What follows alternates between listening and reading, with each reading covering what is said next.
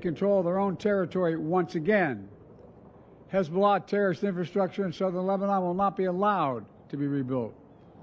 And over the next 60 days, Israel will gradually withdraw its remaining forces. And civilians on both sides will soon be able to safely return to their communities and begin to rebuild their homes, their schools, their farms, their businesses, and their very lives. We're determined this conflict will not be just another cycle of violence. And so the United States, with the full support of France and our other allies, has pledged to work with Israel and Lebanon to ensure that this arrangement is fully implemented, the agreement totally implemented. There will be no U.S. troops deployed in southern Lebanon. This is consistent with my commitment to the American people to not put U.S. troops in combat in this conflict.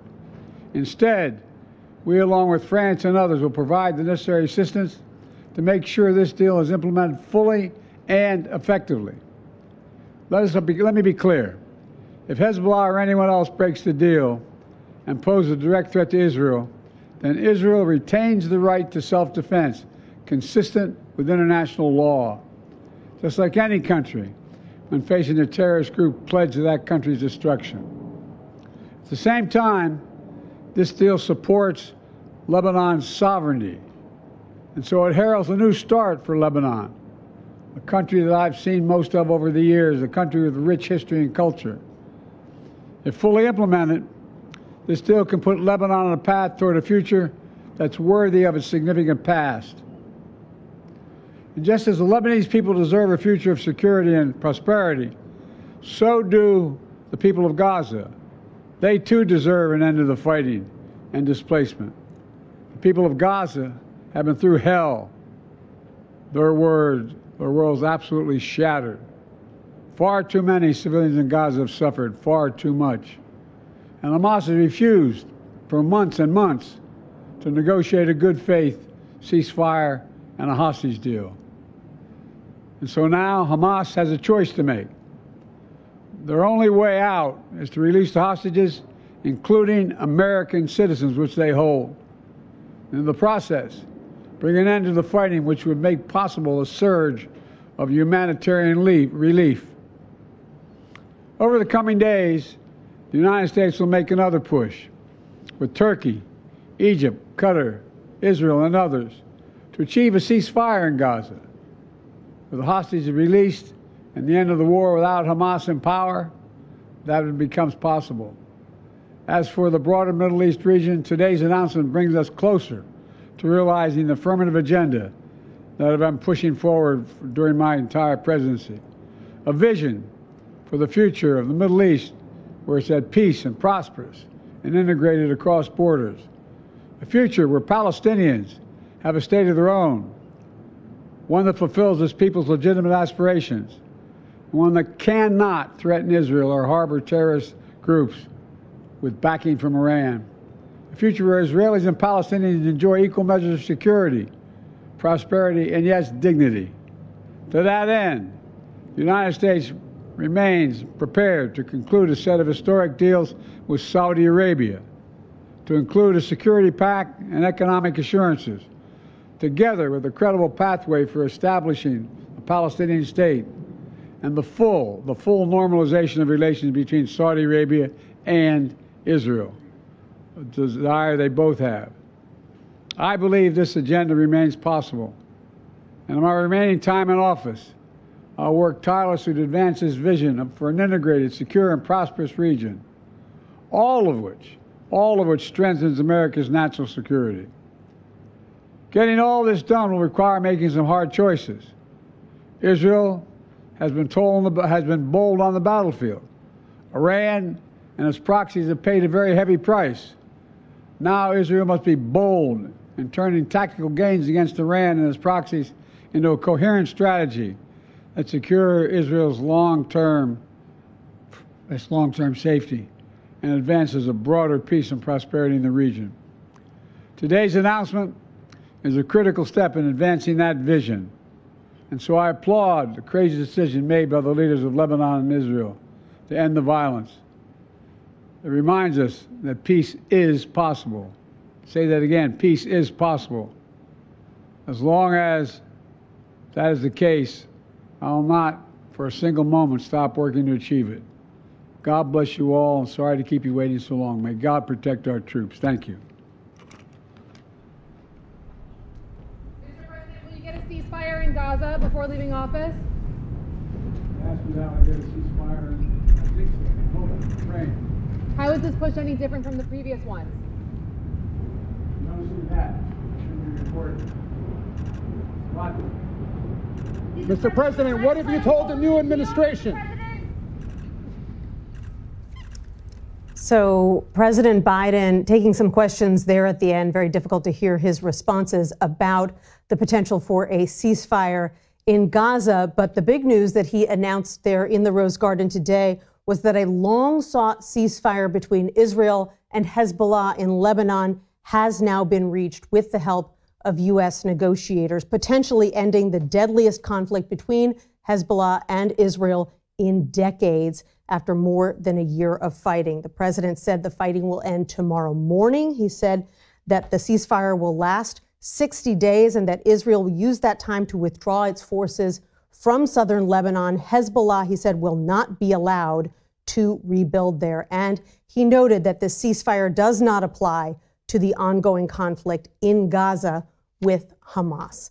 Let's bring in Face the Nation moderator and Chief Foreign Affairs Correspondent Margaret Brennan. Margaret, this was a ceasefire that was months, if not a year in the making. What was the key to finally getting it done? The timing was right for the Israeli prime minister, who, according to U.S. officials I've spoke with, assessed that he didn't want to keep Israeli troops in that 3 to 4 kilometer space of southern Lebanon for a long time and gain risk that comes with it. He also was under tremendous domestic political pressure at home. There are an estimated 70 to 80,000 Israelis who have been unable to return to their homes in the north of that country since October 8th and the beginning of those rocket attacks that started a year or so ago. There's also the very real world assessment that the military gains that Israel has achieved in terms of dramatically weakening the leadership of Hezbollah, killing their leader, very strategic, powerful leader, Hassan Nasrallah, and also demonstrating how weak the state of Iran, Hezbollah is a proxy force of Iran. Iran's their chief sponsor, how weak the state of Iran has become. Iran had to agree to this. That shows quite a lot in terms of where we are with a dramatically weakened sponsor in Iran, a dramatically weakened proxy force with Hezbollah. And that's what led us to today. And it was President Biden's U.S. envoy, Amos Hochstein, who has been working this for months and months and finally got it over the line today. What, if anything, does this deal mean for the long-stalled ceasefire that is being sought between Israel and Hamas in Gaza? That is a much harder problem to solve.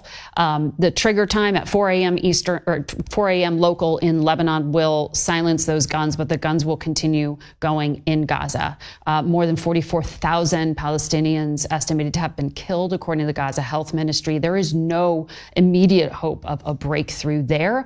The political calculus is also much more complicated for the Israeli prime minister as he assesses what to do next and may be waiting to see what President Trump may allow him to do since they have a close relationship. The far-right government in Israel is putting a lot of pressure on Mr. Netanyahu to even potentially consider annexing Gaza, something that U.S. officials don't think he is likely to do at this point, but he has perhaps more leeway come January. So the short answer is not a lot happens on the ground in Gaza, but at least on paper, it looks like Hamas is more isolated since Hezbollah will be standing aside. And we heard President Biden say there in the Rose Garden that the only hope for Hamas is to now release the remaining Israeli hostages. I want to go now to foreign correspondent Deborah Patta. She is in East Jerusalem.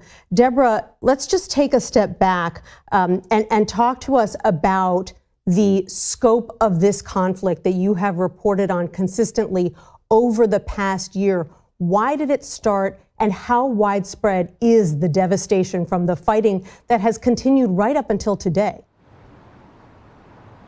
Well, as we know that this round of fighting, if you want, in the Middle East, I mean, this is a decades-long conflict, began with the October 7 attack by Hamas. The day after that, Hezbollah launched attacks on Israel in solidarity with Hamas.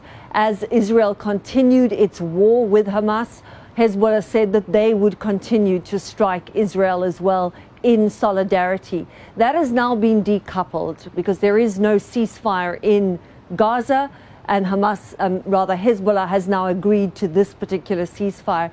The ceasefire deal has been approved by Israel's cabinet. 10 of its members voted for it, but significantly, one person voted against it, and that's Ben Gvir, who is a far-right member and an ally of Netanyahu. But Netanyahu had enough votes, so he was able to push this through. As Margaret was mentioning there, a deal in Gaza is going to be far, far more difficult. In fact, we spoke to an analyst today who said that they believe that Israel will be in Gaza for the foreseeable future. But Netanyahu went on national TV today, spoke about the gains that they have made over the past year. He says that Israel most significantly retains the right to strike back if Hezbollah violates the ceasefire and tries to rearm. That was a very, very important part of making this deal happen, and something that Israel is going to be very pleased about. But of course, the real test is going to be on the ground. It's been over a year of fighting. Hezbollah and Israel have been trading fire throughout that time, but in the past 2 months, it exploded into a full-out war. And we saw that pager attack, which these thousands of pagers exploded simultaneously, killing over 40 people and wounding over 3,000. And now the issue will be the displacement, trying to get people home in Lebanon and here in Israel back to the north. And Deborah, declaring a ceasefire is one thing, upholding it is another. And these two nations will be tested early on as they work to implement the ceasefire. What are some early tripwires that they could cross? Well, the implementation of this deal is going to be monitored by a 5-nation committee, which includes the US and France. But remember that this particular deal is modeled on a very similar one in 2006, which ended that war between Israel and Lebanon. And that deal never held at all after that war lasted about a month long. And as has been pointed out, this is the deadliest war since the civil war ended in Lebanon in 1990. So upholding it is going to be a very, very difficult one. There is 60 days during which Israel will withdraw from Lebanon and Hezbollah will move back north of the Litani River. That's going to be a very fraught time. It doesn't look as if people will return to the north of Israel or to the south of Lebanon for any time soon, because they're going to be waiting to see whether or not this deal does indeed hold. So many citizens displaced. Deborah Patta in East Jerusalem, thanks so much. Once again, President Biden just confirmed Israel and militant Hezbollah forces in Lebanon have agreed to a ceasefire deal. This full and permanent ceasefire would bring an end to more than a year of violence between the two countries. Our coverage will continue on CBS News 24/7, your local news, and tonight on the CBS Evening News. This has been a CBS News Special Report. I'm Nancy Cordes in Washington.